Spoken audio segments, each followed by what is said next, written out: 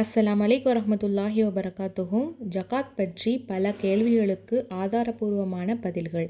இஸ்லாத்தில் ஐம்பெரும் கடமைகளில் மூன்றாவது கடமை ஜகாத் ஆகும். கடவுளை மற, மனிதனை நினை என்பர் சிலர். இஸ்லாத்தை பொறுத்தவரை இவ்வாறு யாரும் கூற முடியாது. ஏனெனில் மனிதனுக்கு உதவுவதை 5 கடமைகளில் ஒரு கடமையாக இஸ்லாம் வலியுறுத்துகிறது.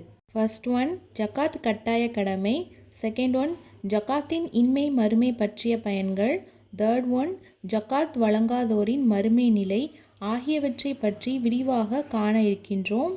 ஜகாத் என்ற அரபி வார்த்தைக்கு வளர்ச்சியடைதல், அதிகமாக்குதல், தூய்மைப்படுத்துதல் போன்ற பல அர்த்தங்கள் உள்ளன. ஒருவன் கடமையாக்கப்பட்ட இந்த ஜகாத்தை வழங்குவதின் மூலம் அவனுடைய செல்வமும் உள்ளமும் பரிசுத்தமாகின்றது. அல்லாஹ் அவனுக்கு இம்மையிலும் மறுமையிலும் பாக்கியங்களை அதிகப்படுத்துகின்றான். இதன் காரணமாகத்தான் முஸ்லிம்கள் தங்களுடைய செல்வத்திலிருந்து கணக்கிட்டு குறிப்பிட்ட விகிதாச்சார அடிப்படையில் வழங்க வேண்டிய கட்டாய தர்மத்திற்கு ஜகாத் என்று இறைவன் பெயர் சூட்டியுள்ளான்.